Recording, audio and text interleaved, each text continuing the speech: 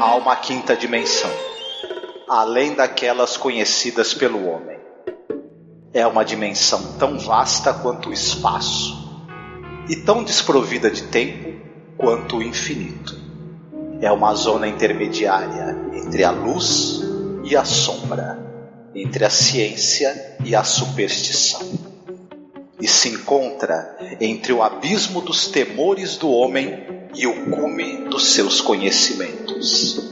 É uma dimensão da fantasia, uma região além da imaginação.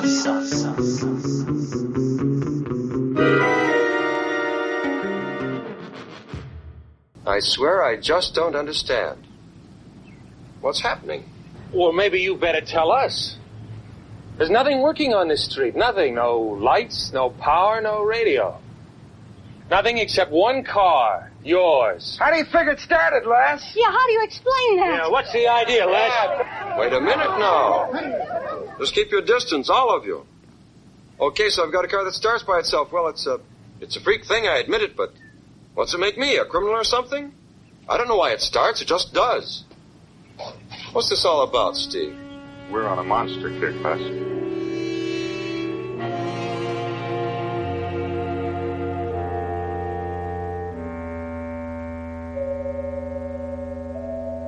Olá, ouvinte! Seja bem-vindo à Zona do Crepúsculo. Eu sou a Angélica. Eu sou o Marcos. Eu sou o Felipe, do Vortex Cultural e do Cine Alerta.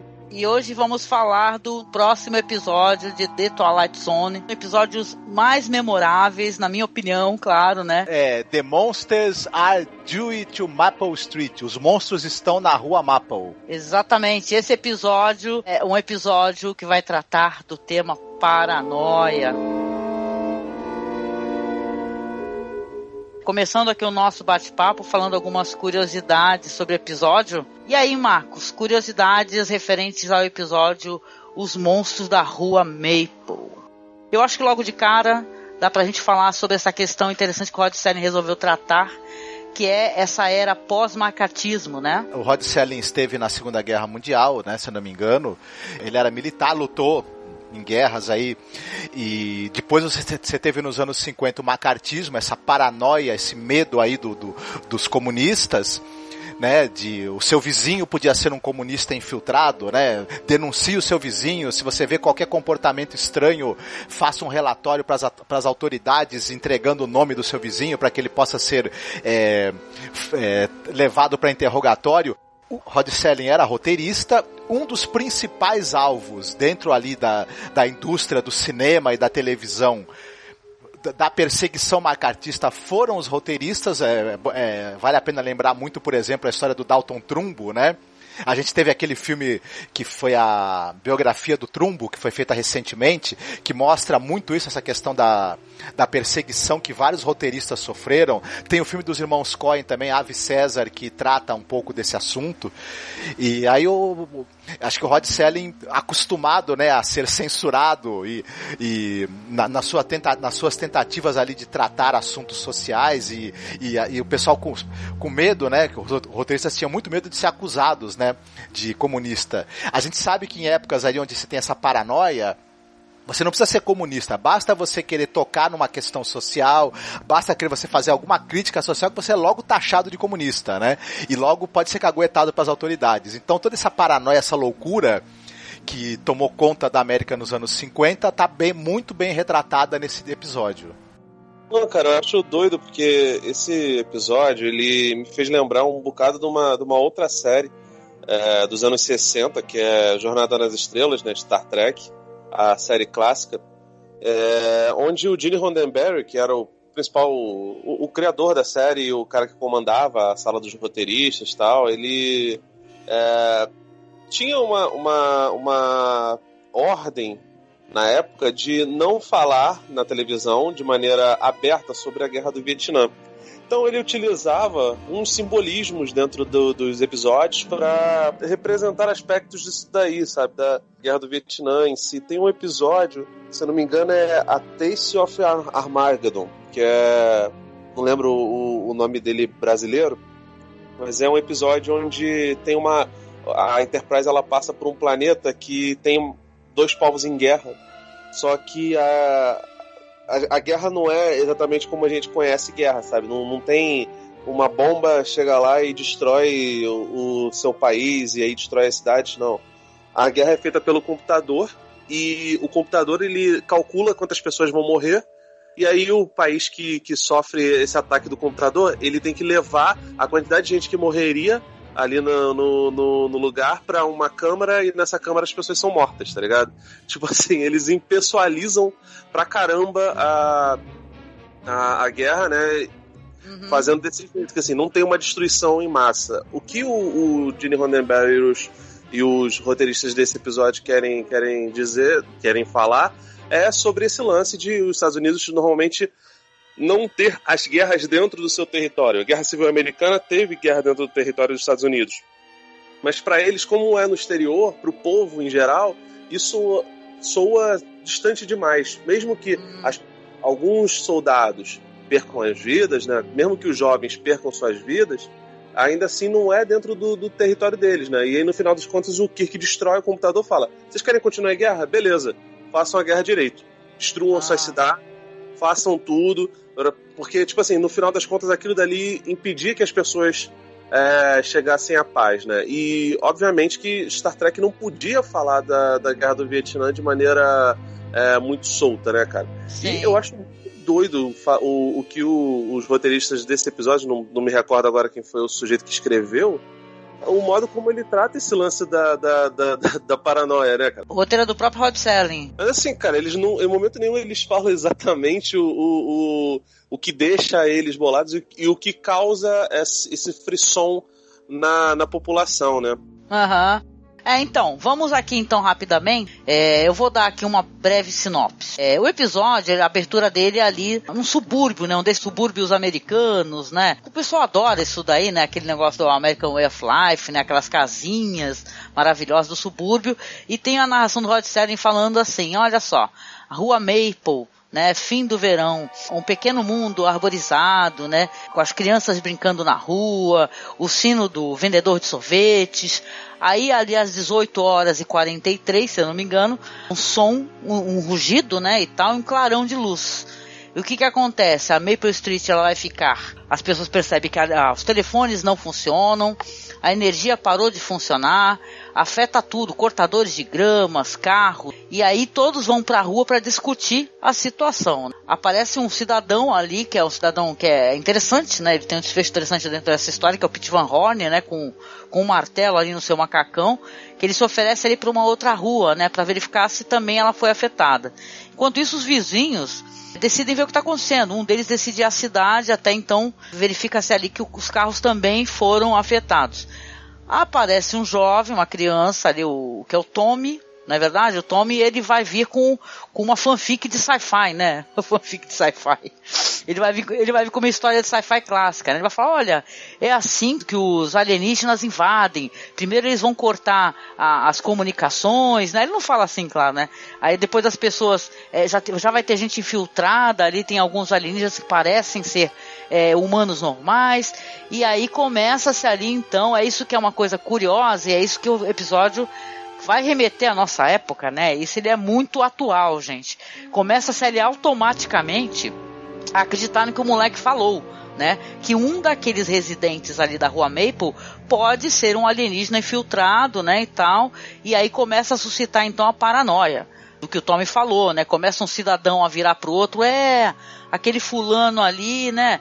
Por que aquele fulano é uma mulher, por sinal, né? Fala, porque aquele fulano tem o hábito de ficar saindo no quintal à noite pra poder ver, fica olhando pro céu, como se ele estivesse aguardando alguma coisa.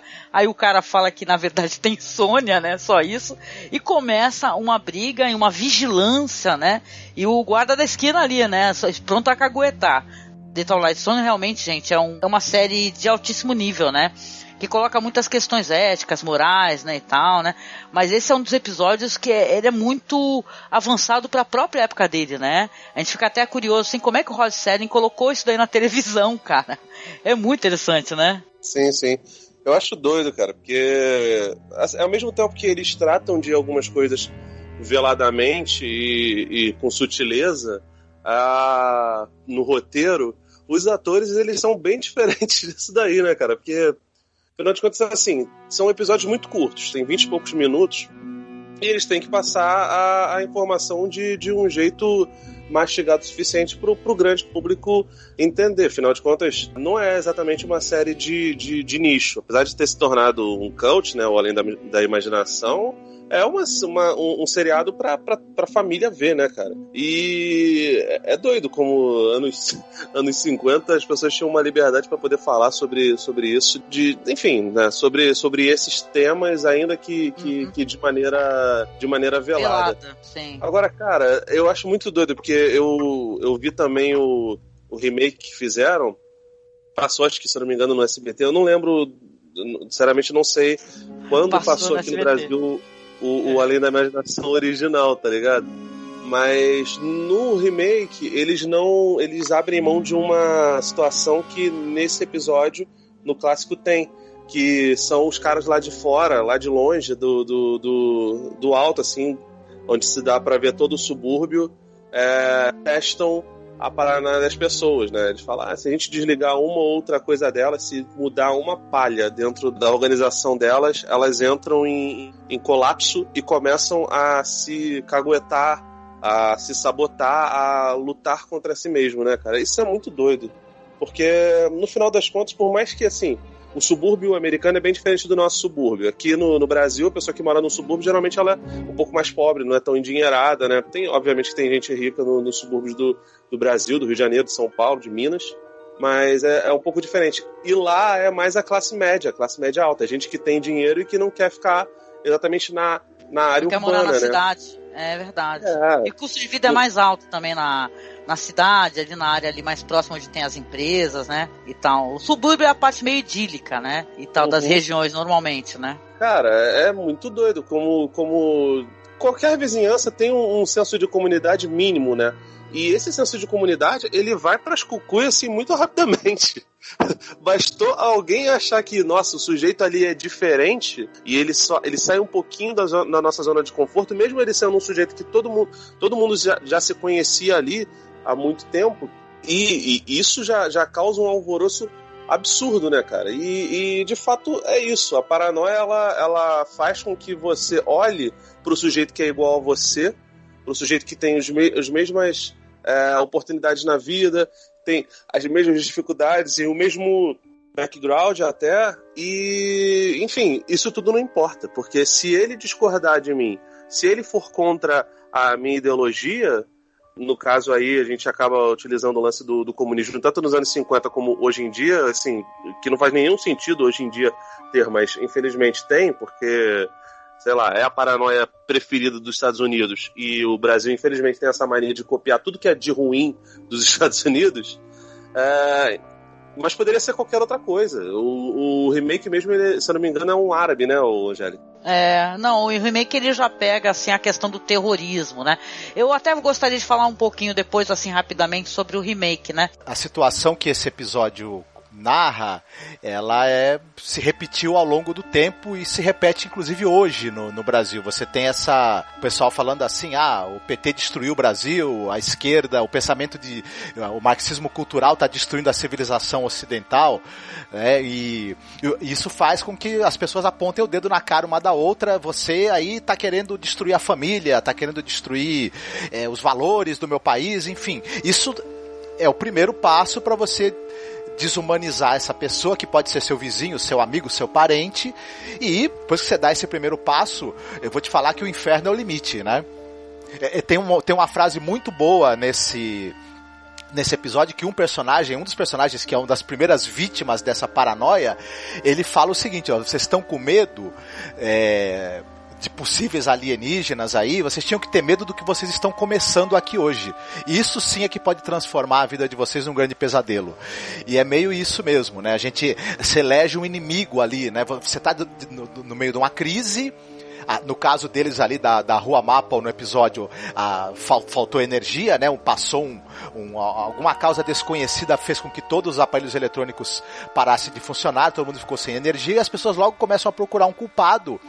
E é engraçado, levadas pela conversa de um menino que leu num gibi a coisa mais implausível né, possível. Tudo bem que depois a gente vai descobrir mais pro final do episódio que realmente os alienígenas estão usando aquele fenômeno, né, de fazer você ficar sem energia elétrica e sem possibilidade de comunicação para despertar justamente essa paranoia, né? Talvez os ETs tivessem assistido o macartismo acontecer e falaram, bom, já temos aí a maneira de fazer a invasão sem dar um tiro, né? É verdade. Não, e pra mim, o episódio, ele tem uma coisa emblemática, assim, as falas são maravilhosas, o roteiro é maravilhoso, e curioso, assim, claro, esse personagem aí, que é o homem, né, que tá com o martelo, que é o cara que fala que vai lá na outra rua ver o que tá acontecendo, né?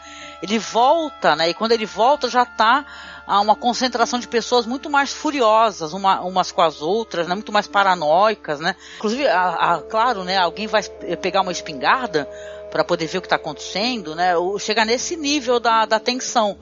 E esse cara vai ser morto, né? Ali o cara pega um pega uma arma e o outro toma, não faça isso, o cara vai pegar a arma de novo e atira, né? E, cara, é foda isso daí, pra mim, esse momento onde ele tem a noção do que ele fez, não é? Porque ele matou uma pessoa e ele fala, eu não sabia que era ele, né? Parece uma coisa assim, tipo assim, humaniza muito essa questão de ficar um colocando o dedo no outro, sabe? Sem ter consciência da realidade do outro, sem calçar os sapatos da outra pessoa, né? Que é isso, né? Quando você só faz, vamos colocar aqui as fake news, né? Que é o que hoje em dia que se prolifera, né? De uma maneira muito cruel. Eu sou aqui do Guarujá, só para colocar essa questão, porque é importante, aonde se matou uma mulher, né? Uma turba, né, matou uma mulher. Esse caso foi um caso que no Brasil inteiro ele foi propagado, né?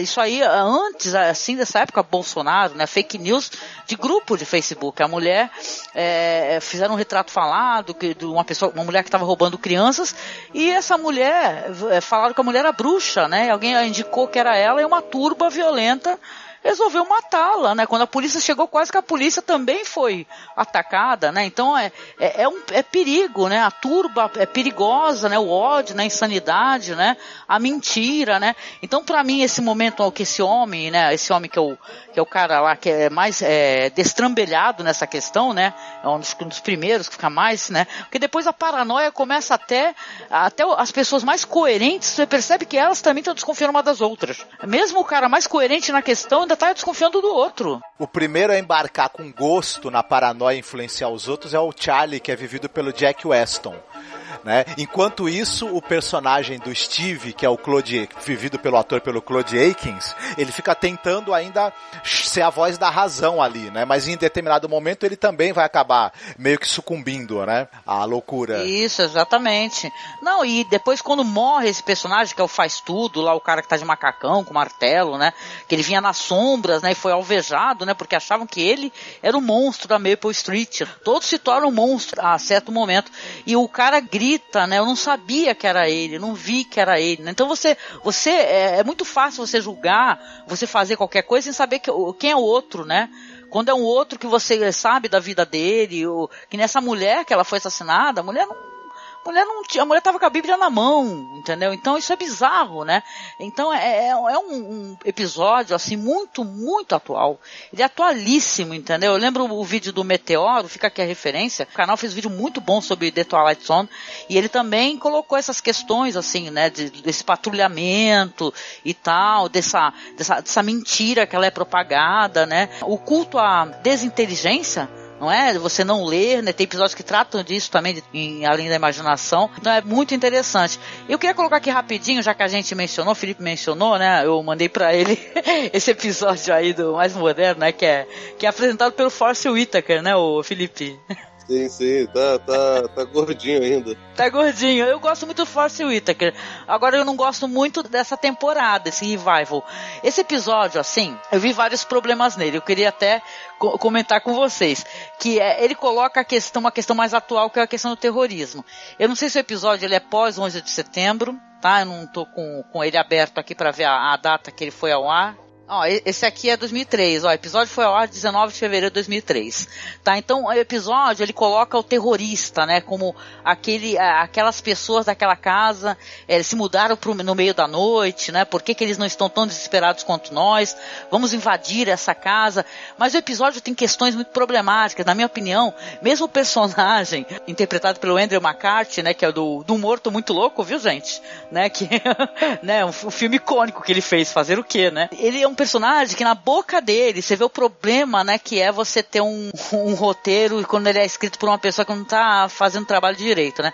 Fala assim, os terroristas querem que a gente pense isso e tal. Então, enquanto o The Twilight Zone coloca uma coisa, acho que é muito mais, que atravessa fronteiras, é uma coisa mais individual, não sei dizer, mais subjetiva, uma coisa, a humanidade em geral, esse já coloca como os terroristas querem que a gente pense assim, entendeu? Então ele coloca assim os personagens, mesmo esse único personagem, que ele em nenhum momento ele se transforma, né? Diferente do personagem da série do Rod Serling, que ele, até o próprio cara, que era um cara menos insano ali, em outro momento ele vai começar a desconfiar também, vai falar, não, então não sei o quê. E tem a mulher dele também, ele é casado, a mulher dele fala, eu não quero desse novo episódio, eu não quero ser igual a eles, e ela é muito igual a eles, ela é muito mesmo. Então, cara, é um episódio bem problemático, esse episódio legal, interessante, eu acho que ele atualiza, né, esse discurso que o Rod Serling proporcionou, né, só que é bem americanoide, virou uma pataquada americanoide com direito a cena de romance no meio, né, totalmente desfocada do sabe, olha, não sei, não recomendo assim, né. Eu acho doido porque a série antiga, apesar de ser no meio dos anos 50, ela consegue fugir de um maniqueísmo que esse episódio em especial, não lembro se os outros episódios dessa nova versão, se eles têm a mesma pegada, mas ela apela demais, né, pro maniqueísmo e acaba pegando o lance do inimigo da moda também, né? Mas a forma como o Rod Serling escreve o primeiro episódio é um pouquinho melhor urdida, né? Construidinha. Eu diria também, Felipe, que se a gente assiste os dois, você compara a montagem de um episódio com o outro. A diferença, a capacidade que o diretor do episódio original da Além da Imaginação dos anos 60 tem de conduzir a narrativa, a maneira como os cortes vão ficando mais rápidos e subjetivos e você vai dando aquela sensação de urgência e desespero. A fluidez narrativa do episódio original é muito maior. Ele tem muita coisa de linguagem cinematográfica ali, enquanto que o episódio de 2013 ele é uma coisa mesmo com cara de linguagem mesmo pra TV, assim. Você tem muito menos recursos narrativos ali sendo empregados, né? Embora seja um episódio muito mais recente, feito muito mais pra cá, né? Pois é. Ele tem ele lembra quase um telefilme, né, cara? Agora, eu acho muito doido, cara, porque hoje em dia muita gente gosta pra caramba de Black Mirror. Eu acho uma série legal, especialmente porque tem toda uma estética de TV britânica, né? E tem um investimento grande. É uma série cara, né? E o Twilight Zone, cara, é muito doido, porque, primeiro, não é muito... Os episódios não são caros, né? Pelo menos não aparentam ser, tanto que, porra, a primeira cena de discussão... Eu esqueci o nome do personagem, o sujeito que é acusado de ser o cara que tá causando aqueles rebuliços e os curtos-circuitos, os colapsos dentro da comunidade, ele é meio carequinha, sabe? E calvo, né? E o cabelo dele vai mudando de acordo com o ângulo que a câmera pega, né? Então, tipo assim, não é um grande cuidado com continuismo, sabe? Mas, cara, você vê que é uma produção barata, curta, a história é curta, ela é direta e você não sente que a parada é rasa, entendeu? Isso que eu acho muito doido, porque é muito difícil você fazer isso no roteiro. Porque os personagens, eles não têm uma super introdução, não se mostra, o passado deles não se dá tempo de você se afeiçoar a eles, né? Até por isso eles têm que ser o mais universais possíveis, né? Muita gente chamaria de genérico, mas pelo menos pra mim não fica essa sensação de que é genérico. A situação, ela é tão urgente, é gritante, que você embarca naquilo dali. Eu lembro que recentemente eu também vi um episódio desses do Além da Imaginação. Eu acho até que tinha o Will Shatner, cara. Que era o episódio do avião lá, o que inspirou o Gremlins lá, o filme do Joe Dante, tá ligado? Que também é muito legal, mas assim, é bem diferente. Esse episódio da Rua Maple, ele é mega mais sério e trata de uma questão de maior urgência, né? Mas, cara, é triste que a nossa realidade imite a arte, né? Especialmente com essa imbecilidade aí que falam de marxismo cultural, cara. Se existisse marxismo cultural, a gente não tava nessa situação calamitosa que tá hoje, a gente não estaria tendo gente pobre perdendo direito, a reaçada não surgiria como tem surgido, não aconteceria essa movimentação que não é exclusividade do Brasil, é uma coisa mundial, enfim. Sim. E, cara, cada vez mais eu tenho menos paciência, eu não sei vocês, eu tenho menos paciência pra ficar discutindo com bot, sabe? Com robôzinho. Nem me dá o trabalho. Também tá difícil. Isso não vale a pena e é uma bobeira, cara. Enfim, eu não sei até que ponto a gente também tem que deixar de conversar com as pessoas, porque é complicado.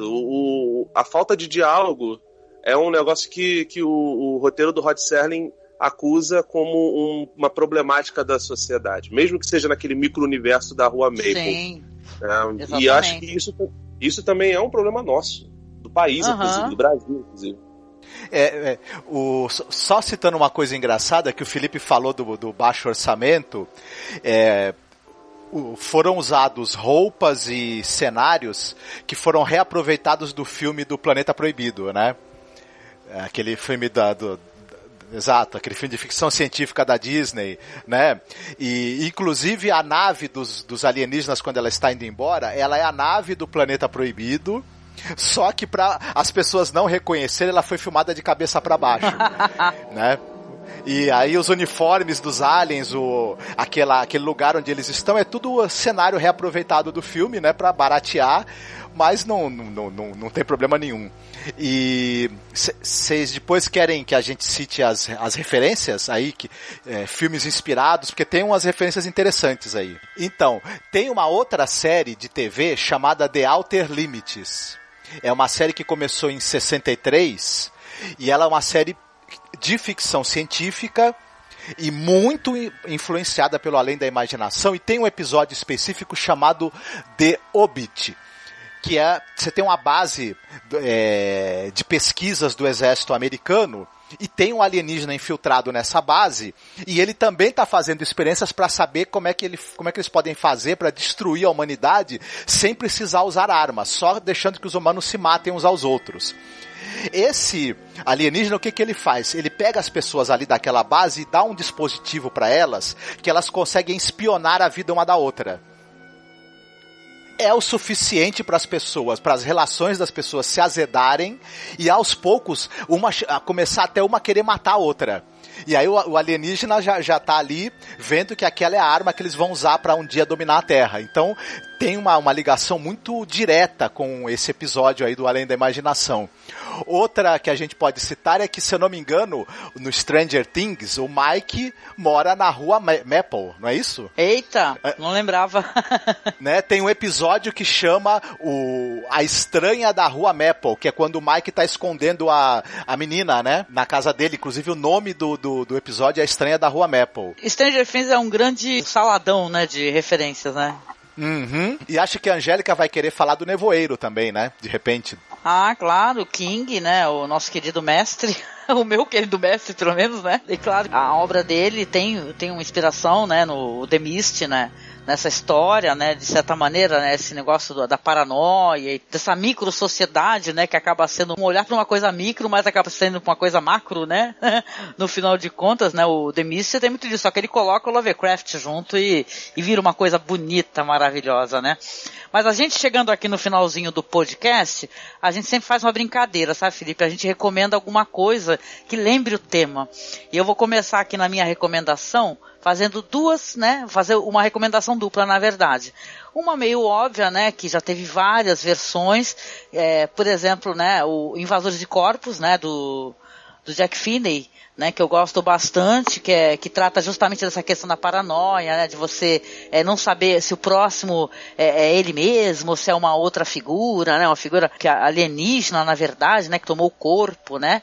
Um filme que volta e meia tem um remake ou outro, né? Não sei nem quantas versões que tem de Invasores de Corpos, né? Creio que é em torno de umas 3 ou 4 ou mais, não recordo logo de cabeça aqui, né? Mas eu gosto bastante de Invasores de Corpos, assisti todos e claro que nem de todos eu gosto, né? Mas com certeza dos mais antigos sim, né? E obviamente um filme muito divertido, que eu acho que vale a revisão, né? Que um dia desses assisti, foi bem legal, que é Prova Final, do Robert Rodrigues, né? Que ele é um filme ali numa escola ali onde os professores e os alunos vão tomando de uma água e se transformando ali em figuras alienígenas assustadoras, né? Então vale a revisão para quem assistiu, e quem não assistiu fica aí a indicação então do Invasores de Corpos e Prova Final. E tu, Felipe, gostaria de recomendar? Sim. O engraçado de falar do Prova Final, porque o Prova Final me lembra muito um outro filme que tem bastante a ver com isso, e é bastante clichê também, que é o The Thing, né, do Enigma de Outro Mundo, do John Carpenter. Tem essa coisa também. Maravilhoso. Eu adoro o Robert Rodrigues, mas esse Prova Final, eu acho que ele foi a mais um pouquinho, deu umas patinadas, assim, porque... Não acho um filme perfeito, eu só acho o filme divertido mesmo, entendeu? Não, ele é. Cara, o Rodrigues, ele faz filmes... Nenhum filme dele eu acho... Caraca, eu quero morrer, eu adoro. Até o Planeta Terror, aliás, o Planeta Terror acho que é até subestimado, se bobear. Mas assim, o The Thing, e tem um outro filme que eu não gostei muito, mas ele tem uma temática parecida e é recente, se eu não me engano até original Netflix, Angélica, que chama Nada a Esconder. Tem a Berenice Berro, é um filme francês que juntam uns amigos de escola, né, já na meia-idade, a maioria deles casados, são 6 casais e um cara que está divorciado, que eles se reúnem e eles fazem uma brincadeira dos celulares. Eles colocam os celulares tiram os celulares do silencioso, colocam na mesa e sempre que alguém responder a eles, e-mail ou algo assim, eles têm que ler em voz alta. Essa pequena coisa de privacidade sendo exposta faz com que algumas verdades apareçam ali pra eles, e eles brigam pra caramba ali, né?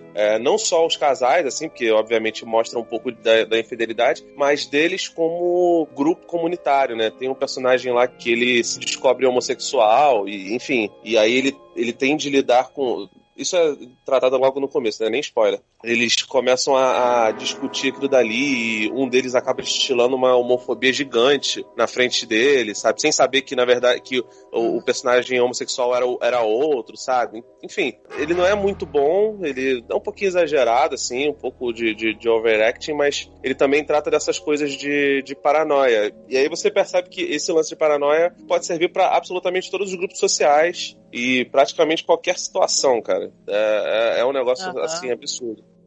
Legal. A indicação que eu gostaria de fazer é esse episódio do Outer Limits, The Hobbit. É o 7º episódio da primeira temporada. Vale muito a pena.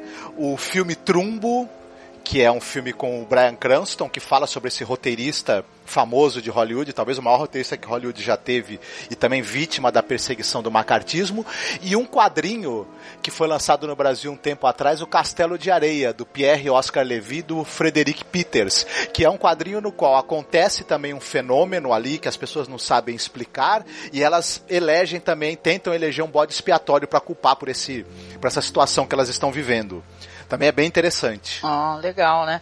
E a curiosidade também é que o episódio virou um quadrinho, né? E tá, a gente estava até comentando, né, Marcos? Um quadrinho ilustrado pelo Skylar sobre os monstros da Rua Maple. Eu não li, infelizmente. Então é isso, minha gente. A gente comentou um pouco sobre esse episódio excepcional de The Twilight Zone. Fica aqui o convite, tá? Pra você vir comentar, tá? Vir indicar episódios pra gente. A gente está selecionando. E agradecimentos ao Felipe, cara, por participar com a gente, né, Felipe? Faz um jabazinho no final aqui pra gente. Opa, sempre um prazer, Angélica. Adoro conversar contigo, com o Noriega, esse homem maravilhoso. E se vocês quiserem ouvir um pouco mais das minhas ideias e ler meus textos, eu escrevo no vortexcultural.com.br. A gente fala sobre cinema também, fala sobre série, fala sobre literatura, quadrinhos. E o Cine Alerta, que a gente está fazendo minicasts de True Detective agora. Essa 3ª temporada tá bem legal. Fala sobre... Oi? Muito bom, eu tô escutando, não perco um. E eu falei, porque a temporada tá muito boa e os podcasts de vocês também estão excelentes. Muito bem. Pô, cara, eu também tô gostando muito da temporada e é isso, né, gente? Um beijo aí no coração de vocês. Também acessem o meu canal no YouTube, a Brisa de Cultura. A gente tá lançando agora coisas mais autorais. Vamos lançar alguns clipes de música, enfim. Acessem lá também no YouTube, Brisa de Cultura. Beijinho, até mais. Opa, fiquem bem, parem de espionar seus vizinhos e vão escutar um bom podcast, tá?